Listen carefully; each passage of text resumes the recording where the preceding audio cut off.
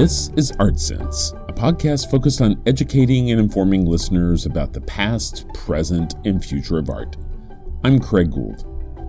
On today's episode, I speak with Micol from VerticalCrypto Art about her organization's view of the crypto art space. VerticalCrypto Art provides curation, content creation, NFT consultancy, and event production.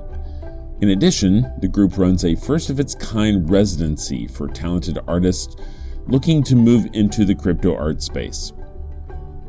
At the end of the episode, I'll be taking a look at some of the week's top art headlines.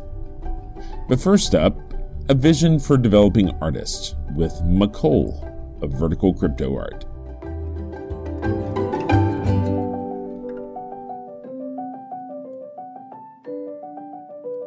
Micol from VerticalCrypto Art, thank you for joining me today on the ArtSense podcast. Micol, maybe the best place to start is to tell our listeners a little bit about what VerticalCrypto Art is and what you do.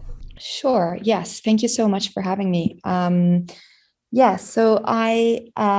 founder of VerticalCrypto Art, which is essentially a studio and an artist-first collective and community dedicated to NFTs, crypto art, and the Web3 ecosystem in general.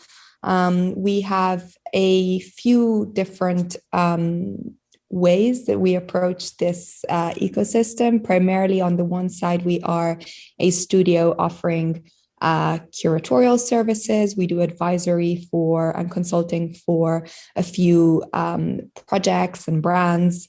And then we also have a program of artist incubator or a residency program, which is essentially an online educational program where we onboard, educate, and provide some sort of guidance and support and tools and resources for emerging artists who are coming into the NFT space and need like a sort of path and guidance towards approaching the Web3 as an ecosystem as a whole. So on the one side, we focus more on studio side of things and work with external projects and brands. And on the other side, we actually offer free knowledge, tools, and resources to artists around the world. How did you get into this space? Did you get sucked in through cryptocurrency or from the art side? No, not at all. Neither, to be honest. So I do not come from cryptocurrency. I did not have any crypto before May of 2020. So my introduction to the space was primarily through a friend of mine. I've always kind of had a lot of like artist friends, especially artists that are not really plugged into the traditional art world and have always tried to find different mediums and different ways to communicate their art in different forms. So one of them essentially found out about NFTs, found out about blockchain, and he just kind of introduced me to the space. And so through this person, I then essentially found out about the whole world of NFTs and art and blockchain and really just fell into a deep rabbit hole. Where did you come from in terms of like your experience that you're bringing to this space? I've worked in tech companies with creators for a major tech company for 5 years. Before that, I was working in advertising. Always kind of been pretty much plugged into doing partner management, partnerships, communication, community. So it's always been something that I've kind of worked around. But obviously it was more of a corporate structure than currently. The skill set that you bring into the table there is being a conduit between partners and the creatives, or business world people and the creatives, kind of a conduit to be able to communicate between those two. Is that about right? To be honest, I don't really like make that connection at any point in time. I just think I brought with myself some of the, I guess, nuances of having worked with creators on platforms that were offering a space and a place for creators to show their work. But I also think that these same platforms have also used these same creators for a lot of time for their own, obviously, profit and intentions. And I really do see vertical crypto art as a completely new, let's say, way of communicating with creators, of a way for myself actually to find a space and a place to do and build community and empower artists all over the world. So I don't really see that as a connection between the two, to be honest. Part of your services are around curatorial services, and there's also NFT consultancy. How do people come to you? There are probably two different groups, right? I mean, there are the creators, and then there are the people that are wanting to get up to speed about the NFT space. Do they just reach out to you? And what do those engagements look like? Pretty much through email or Twitter, primarily. I think it's like the two ways in which people reach out. Sometimes it's through connections, sometimes it's through like different social medias. Sometimes it's through some of other projects that we work on, and therefore what we do, our work kind of gets passed on to different entities and people reach out through there. I think with artists, mainly the community is pretty active on Discord. So I do get a lot of artists and creators reaching out through our server, which is great. And I absolutely love that. We do have quite a active Discord community, and an overall kind of like community of people that contributes, collaborates with us, adds value to vertical crypto art as a whole. When it comes to like brands and, let's say, more institutional work and projects, it's usually comes through the usual channels, whether it's Twitter or email. You talk about having these studio projects. What sort of projects have you guys been working on to this point? So we collaborate with a few different projects. We have been working with a few of the marketplaces such as Rarible and Known Origin and Hic at Nunc, providing curatorial videos where we highlight, for example, 10 to 15 different artists per week. We collaborate with a few of some collectors to provide to do exhibitions with them for existing collections that they have. We work pretty closely with MoCA, Museum of Crypto Art, and we do curatorial exhibitions. We do artist interviews. We then also work with like different protocols, depending on whether it's like launching their event in the metaverse and we curate an auction as part of this, or we recently curated a sale for Sotheby's. So yeah, like all sorts of things. Usually it's obviously like including our expertise, which is the artist side of things. And so connecting these brands, these protocols, these projects with different creators, curating exhibitions, curating auctions, and providing some sort of guidance, especially for protocols and projects who are firstly approaching the NFT space.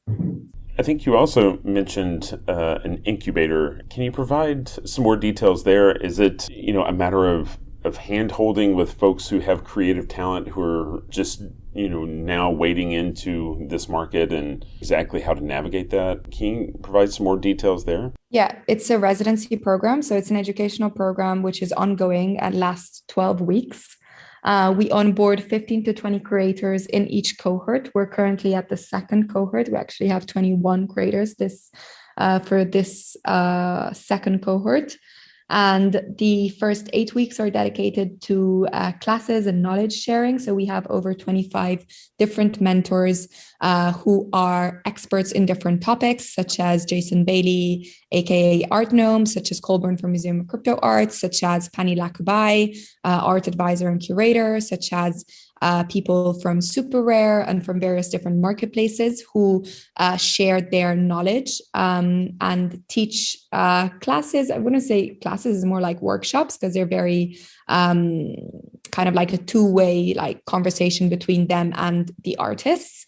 And then the last 4 weeks are dedicated to creation. So the creators are left to produce 1 to 2 NFTs, which if they want, one of them will be donated to VerticalCrypto Art. And then at the end of each residency, we have a NFT auction and an exhibition in the metaverse where we auction off the donated NFTs, and the proceeds, apart from the royalties, go back into our treasury wallet of the residency, which then automatically feeds into the future residencies. Wow, that's really interesting.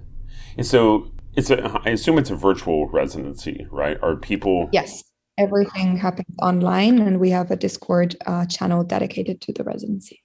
And is there a cost for the artists to participate? No, absolutely not. No cost, no nothing. Everything is free. We actually provide them with budget to mint. We provide them with resources such as hardware wallets to secure their digital assets. We actually, our mission with this is for this program to always be free, and for all of the resources that we provide to be completely free of charge for all of the creators that are part of it. We actually want to scale these programs to include even shorter residencies specific to certain topics. So for example, now I'm working with one of the artists that was part of our first cohort to potentially activate an educational program in Senegal. She's based out of Dakar in Senegal, to potentially educate a select group of probably women artists who are interested in learning how to code. Is there a particular profile that the artists that are coming to your residency, are they younger, or are they coming from the art world with a capital A, or what do you see in terms of the folks that are coming on board through your residency? Yeah, so we have an application process. We actually haven't, the last time we opened it was the first time where we got over like 180 applications. We filtered it down. It wasn't just our decision. We actually had a peer review along with all of the 25 mentors that are part of this program, where we got to vote on all of the resident applicants. The main criteria is pretty much two. One of them is how long have they been into the NFT space? I think the program is more suited to people who are newer and approaching the NFT space. So let's say from 0 up to 6 months. Obviously, these are not set in stone criteria, but it's just better to keep these in mind. And then the second one is just making sure that the program is as diverse and inclusive as possible.